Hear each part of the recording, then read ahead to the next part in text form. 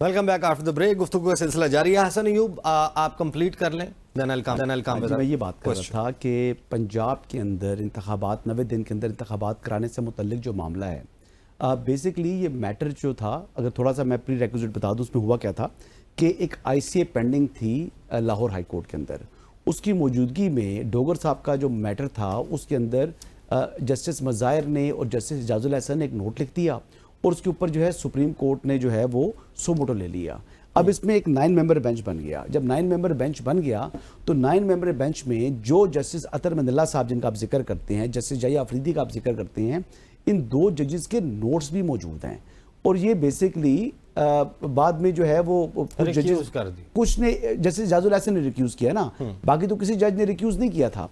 तो basically order of the court जिस फैसले का हवाला दे रहे हैं वो आज तक उसका ऑर्डर ऑफ द कोर्ट नहीं है। और ऑर्डर ऑफ द कोर्ट से मुतल्लिक जस्टिस अतर मंदला साहब ने मुतअद्दिद मरतबा कहा, जस्टिस मंसूर शाह साहब ने मुतअद्दिद मरतबा कहा, जस्टिस जमाल मंदूखेल ने भी मुतअद्दिद मरतबा कहा। मैं तो कुछ चीज ऐसी है, मुनीब फारूक हैं, वो भी ये बात कर रहे हैं, कुछ इसी किस्म की गुफ्तगू आ रही है। ऑर्डर ऑफ द कोर्ट की बात कर उस वक्त भी फैसला आ गया था ना इलेक्शंस का, ना वो नहीं हुआ अमल दरामद। आज भी वो लॉयर भी हैं, I don't know, I fail to understand कि वो ये बात क्यों कर रहे हैं।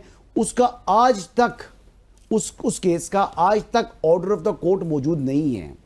उस केस का आज तक ऑर्डर ऑफ द कोर्ट मौजूद नहीं है। ऑर्डर ऑफ द कोर्ट मौजूद नहीं मौजूद ना जी, अदम मौजूदगी है उसकी, आज तक उसकी कोई ऑर्डर ऑफ द कोर्ट नहीं है। तो ऑर्डर ऑफ द कोर्ट की एब्सेंस के अंदर वो जजमेंट इन फील्ड नहीं है। अब जजमेंट जब इन फील्ड नहीं है तो उसके ऊपर जितने मर्जी जो है वो छलांगे लगाते रहें, उसकी कोई भी लीगल स्टैंडिंग नहीं है। जब उसकी लीगल स्टैंडिंग नहीं है तो उसके ऊपर आर्टिकल 6 आप किस तरह लगाएंगे? तो ये चंद चीजें जो कि आपको जरूरी हैं। लेकिन पाकिस्तान का आइन तो मौजूद है ना, आइन पाकिस्तान मौजूद, उसमें तो 90 दिन मौजूद है ना कि इलेक्शन होना है। जी होना है जी। तो उसमें कोई अभाम है?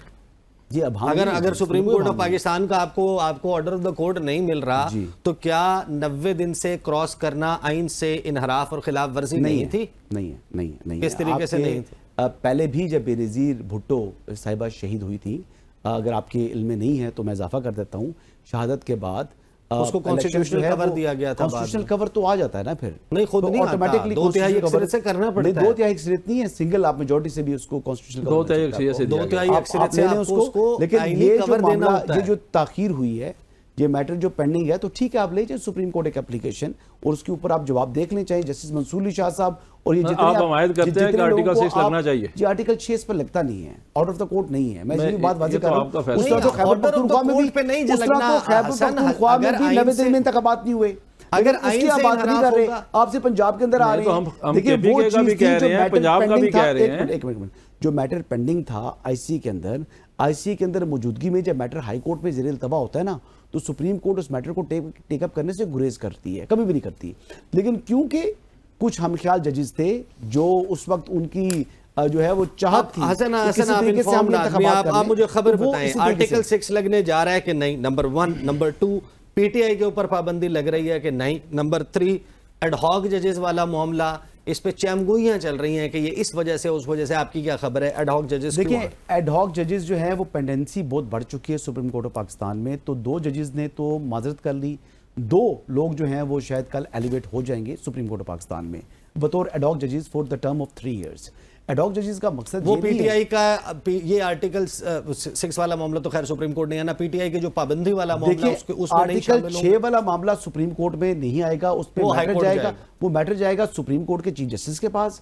चीफ जस्टिस ने उसके ऊपर 3 जजेस पर मुश्तमिल हाई कोर्ट्स के एक बेंच तश्कील देना है, खुसूसी अदालत। उसमें चीफ जस्टिस साहिबान भी हो सकती हैं या हाई कोर्ट का कोई ऑर्डिनरी जज भी हो सकता है। एक चीज़ तो ये होगी। दूसरी चीज़ ये है कि जो मामला आर्टिकल 17 वाला कह रहे हैं, उसमें जो फेडरल गवर्नमेंट है उसका केस अभी तक सामने आया नहीं है। अब तो फेडरल गवर्नमेंट से मुतल्लिक इतलात ये मिल रही हैं कि ये मैटर लेकर जाएंगे पार्लियामेंट के अंदर। जब तक पार्लियामेंट इंडोर्स नहीं करेगा, आर्टिकल 17 वाला जो केस है वो सामने नहीं लेकर आएगी फेडरल गवर्नमेंट। तो मेरे ख्याल से अभी इसमें वक्त है। अता तारड़ साहब ने पहले जो ऐलान कर दिया वो बेसिकली ऐलान था जिसको उन्होंने फैसले का नाम दे दिया कि हम इस मुतल्लिक जो है ये करने जा रहे हैं। अब ये वो कब तक करेंगे, कितना वक्त इसके लिए दरकार है, ये कुछ भी कहना कबल वक्त होगा। लेकिन जो सबसे अहम बात थी, आज पाकिस्तान बार कौंसिल की जानिब से जो प्रेस रिलीज़ आई है जिसमें आइनी अदालत के क़याम के हवाले से उन्होंने कहा है कि आइनी तरमीम की जाए। तो मेरे ख्याल से आईनी तरमीम कर लेना पाकिस्तान के लिए बड़ा मुफीद होगा। तहरीक इंसाफ जो है उसको बतौर सियासी जमात बैन होना चाहिए, यस और नो? मेरी राय पूछ रहे हैं जी, आपकी राय। देखिए, आप मुझे बताएं कि कौन सी ऐसी जमात है जिसने, अब पाकिस्तान की रिसेंट हिस्ट्री से चलते हैं, 2014 को जवाब नहीं, अब 2014 से, अब ये बात सुन लीजिएगा, आपने सवाल किया तो अब जवाब भी लीजिएगा। पार्लियामेंट के ऊपर हमला करने वाली जमात कौन सी है जिसने पार्लियामेंट के ऊपर हमला किया हो? वो तो है पीटीआई। फिर पीटीपी पर कब्जा करने वाली जमात कौन सी है? वो भी है पीटीआई। फिर थाने से इमरान खान साहब खुद गए, जाकर वहां पर कानून को हाथ में लेते हुए अपने कारकुनान को, वर्कर को वहां से छुड़वाया। फिर प्राइम मिनिस्टर के ऊपर, हाउस के ऊपर हमला किसने किया? पीटीआई ने।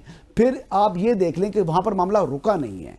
अब आप देखें कि रोज SIFC के ऊपर, रोज आपके आर्मी चीफ के ऊपर, रोज आपकी फॉर्मेशन कमांडर के ऊपर कौन ट्वीट्स कर रहा है, किसका ऑफिशियल हैंडल इस्तेमाल होता है, इमरान खान साहब का जवाब दें। तो ये कुछ चीजें ऐसी हैं, एक लंबी पाबंदी लग सकती है, तो फिर जमात जिसके ऊपर पाबंदी लगनी चाहिए, पाबंदी लगनी चाहिए और लंबी चार्जशीट करें। 2014 में हमला किया। सबसे पहले तो मैं मजम्मत करता हूँ जी, जो हसन अयूब साहब ने कहा है कि तहरीक इंसाफ पे जितने इल्ज़ामात लगाए हैं ये सारे बिल्कुल गलत हैं। मुझे समझ नहीं आती, हसन भाई और मैं तकरीबन 2013 में इकट्ठे थे, दोनों इमरान खान से टिकट मांग रहे थे इसी हल्के का, और ये बल्कि 2 टिकट मांग रहे थे। एक अपने भाई के लिए मांग रहे थे पिंडी से, PP10 थे, और एक अपने लिए मांग रहे थे। नहीं, उसके लिए भी मांग रहे थे ना, मैं पेपर भी सबमिट हुए थे, लेकिन उस वक्त हमला नहीं हुआ था। नहीं, सुने तो मुझे भी टिकट नहीं मिली, इनको भी नहीं मिली। उसके बाद ये मुखालिफ हो गए PTI के। मुझे तो 2013 में भी नहीं दी PTI ने टिकट, 2018 में भी नहीं दी, 2024 में आगे दी। मुझे तो खैर 2024 में भी PTI टिकट ना देती, मैंने फिर भी उसके मुखालिफ नहीं होना था। लेकिन इनको चूंकि 2013 में टिकट नहीं मिली, ये तब भी सहाफ़ी थे, शायद उस वक्त आप समा में थे, ये मुझे याद है, दुनिया टीवी में थे। तो उस वक्त चूंकि, और बिल्कुल जैसे ही टिकट का फैसला हुआ, और इन्होंने एक जलसा भी करवाया था अपने भाई गाँव गोल्डा में, वो भी याद होगा इनको, जवेद जी बिल्कुल याद है, कुछ भूला नहीं। तो अचानक पता नहीं इनको तहरीक इंसाफ में सारी उसके बाद बुराइयां नजर आना शुरू हो गई।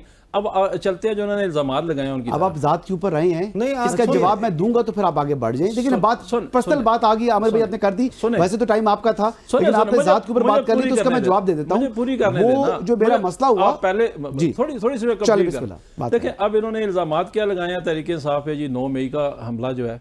अब 9 मई का जो हमला है, तहरीक इंसाफ और इमरान खान ने उस दिन से उसकी मजम्मत की है। इमरान खान की एप्लीकेशन सुप्रीम कोर्ट में पेंडिंग पड़ी हुई है कि इस पर एक जुडिशल कमीशन बनाए। इस हमले का बेनिफिशरी कौन है? तहरीक इंसाफ तो इलेक्शन जीतने जा रही थी, इस हमले की वजह से तहरीक इंसाफ ने कितनी मुश्किलात उठाई हैं।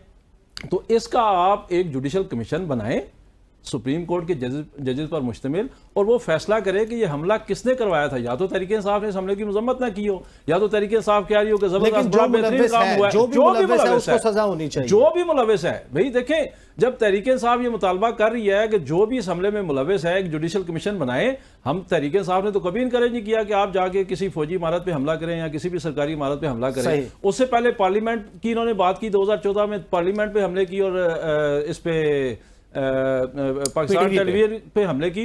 वो उन दोनों FIRs में, और जो तीसरी है किसी थाने पे हमले की कह रहे हैं, उनमें तहरीक इंसाफ इमरान खान बरी हो चुके हैं उन सारे पर्चों में। एक मिनट बस, आखिरी बस, ये चूंकि ज्यादातर मुझे लगता है नून लीग की नुमाइंदगी करते हैं, तो मुझे ये बता दें सुप्रीम कोर्ट पे हमले का जिम्मेदार कौन है, वो बता दें, उस पर पाबंदी लगनी चाहिए। उस हमले को आप अप्रिशिएट करते हैं? मैं तो नहीं करता। मैं नून लीग ने जो हमला किया मैं उसको अप्रिशिएट नहीं करता। पाबंदी की हिमायत करते हैं जी, मैं बिल्कुल करता हूं, पाबंदी की हिमायत करता हूं। ये कह रहे हैं कि नून लीग को भी पाबंदी लगाई जाए। मैं ये बात ये कर रहा हूं कि असद उमर साहब, एक बात नोट कर ले, कह रहे हैं कि आमिर साहब गल सुन लो ना। अच्छा, इन्होंने बात की जी कि मैंने टिकट मांगा, मुझे टिकट नहीं मिला, उसके बाद मैं नाराज हो गया। जी नहीं, गलत बात है। उसके बाद असद उमर साहब रुकन कौमी असम्बली बन चुके थे। जब 35 पंचर वाला मामला स्टार्ट हुआ ना, और मैं वो बात बता रहा हूँ जो अल्लाह को हाजिर नाजिर जान के बता रहा हूँ, और ये बात शायद मेरे से ईसा नकवी को कुछ ना कुछ इल्म है इस बात का। जब ये 35 पंचर वाली बात हुई तो 35 पंचर वाले मामले के ऊपर मैं बड़ा वोकल था और इमरान खान की भरपूर हमायत कर रहा था। मैं इमरान खान साहब जब जख्मी हो चुके थे, मैं इमरान खान साहब को उनके वहाँ पर जो है वो शौकत खाना में मुलाकात के लिए भी गया, वहाँ मिलकर आया।